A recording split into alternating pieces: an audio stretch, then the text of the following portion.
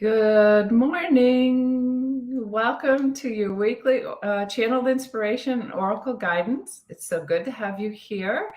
I am coming live from Charlotte, North Carolina. Today is the first day that I'm actually back from my healing journey in Guanacaste, Costa Rica, at Rhythmia, and I got to spend the whole week with some amazing beings from the Canfield community and some new brothers and sisters, soul sisters and brothers from Rhythmia.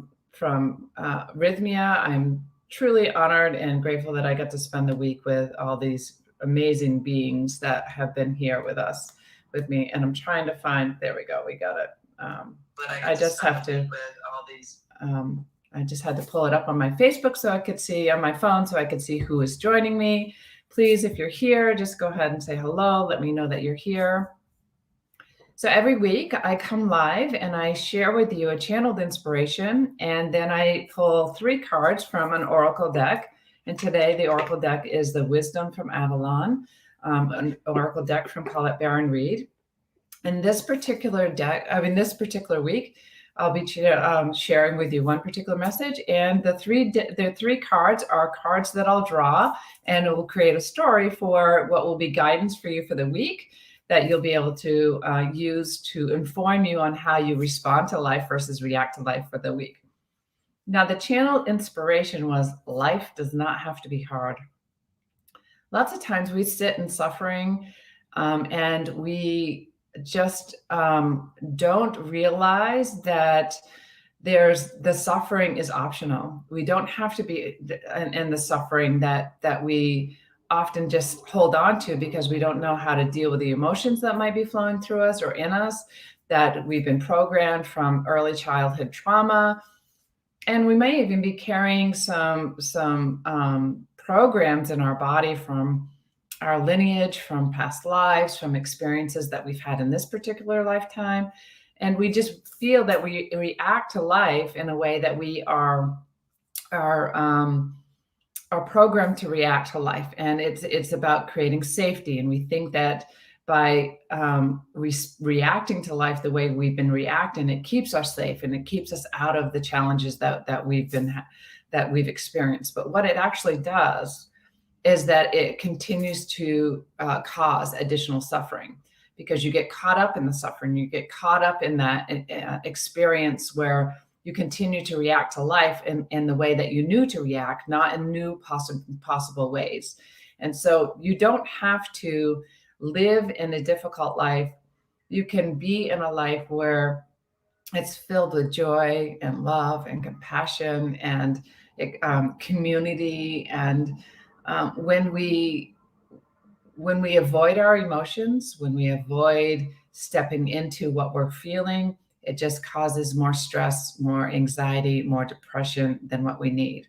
So your guidance this week is that if you're experiencing something that is uncomfortable, that is sharing with you that you're not in alignment with your soul's purpose. And if you're able to, or willing to experience something different, I encourage you to react a little differently, to step back and to connect with your body, connect with your soul, and allow yourself to feel through whatever you're experiencing. Say, for instance, you're fearful of your job, or that if you're moving, you're caught up in the to-do list of having to move instead of being in the moment. I can use that as an example because I'm moving in a month. In 5 weeks, I'm moving across the country.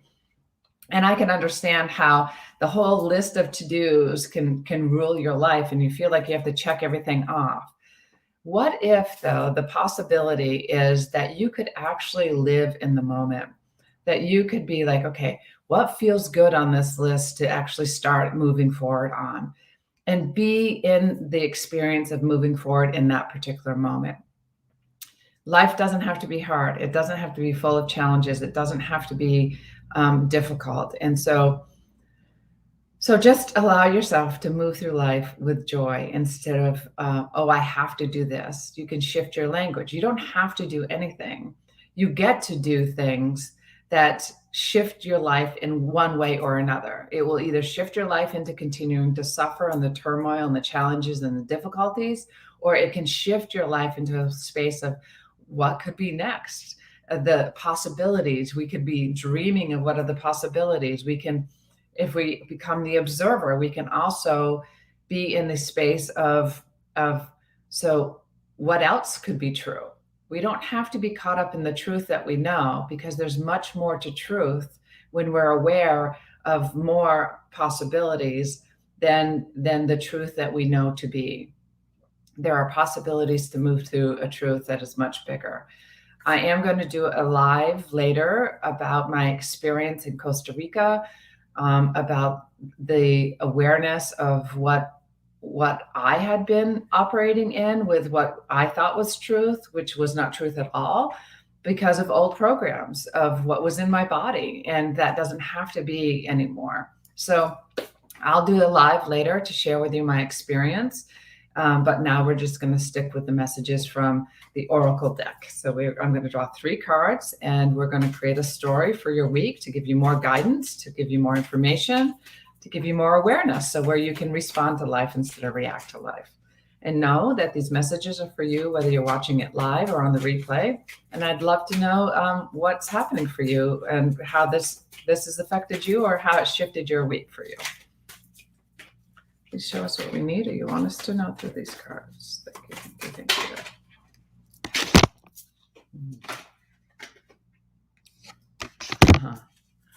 I'm laughing because the first card was death. Second card is communication. And third is the hawk, omens and messages. Oh my gosh, I love it. Love it, love it, love it. So death. This is the first card. The second card is communication. And the third card is the hawk. Now, so death doesn't mean that someone's going to die. And Charlie is here visiting because he missed me too. Death doesn't have to mean someone's going to die.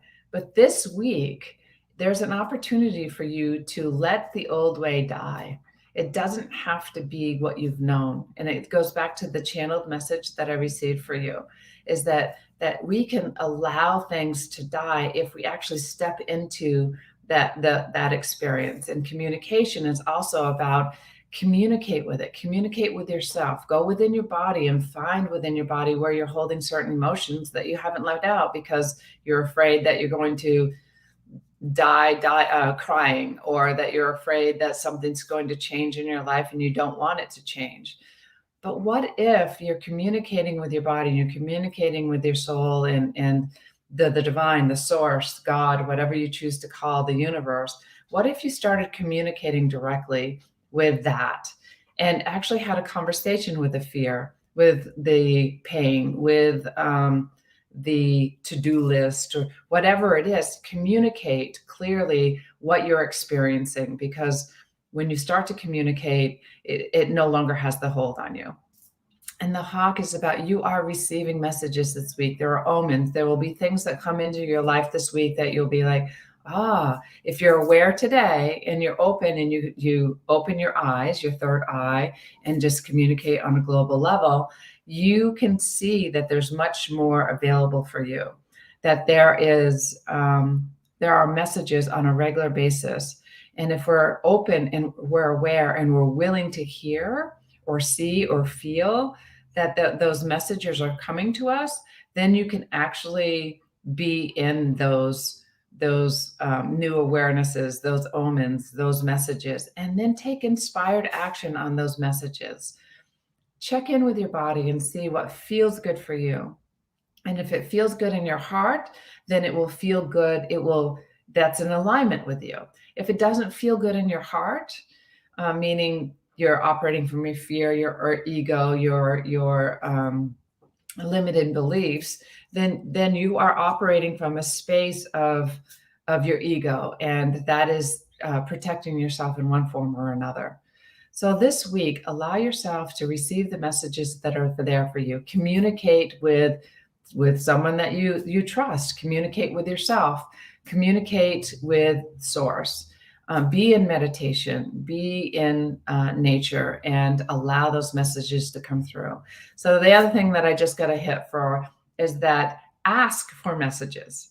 If you have something on your mind and you're not sure what direction to head and you're a little fearful, then ask for guidance. Please show me the way. Please give me a message so where I can take the step that is in my best and highest on this particular situation.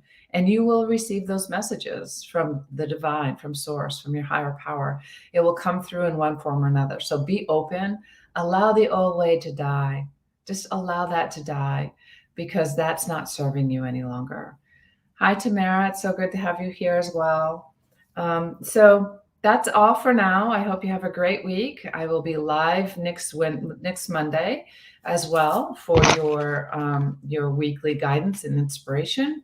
And I will go live from my experience with ayahuasca and my week with the community that I spent and the ability to move through some limiting beliefs and blocks. And, I hope that I'm inspiration to you, that you know that life is a journey and that healing is a journey as well.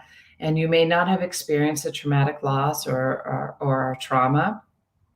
However, there's always room for growth, and there's always room for new possibilities. And if you're willing to step into life with the curiosity of what could be versus what is, or what we believe to be is, because it never is completely true, because there's always more truth than what we know, because our truth is based on what we've experienced thus far in this life. And we can get caught in that. And then we just keep creating what we've known. So I encourage you to venture out into something that you don't know, and to be curious about life versus reacting to it. So I hope you have a wonderful week, and I will talk to you soon. Take care.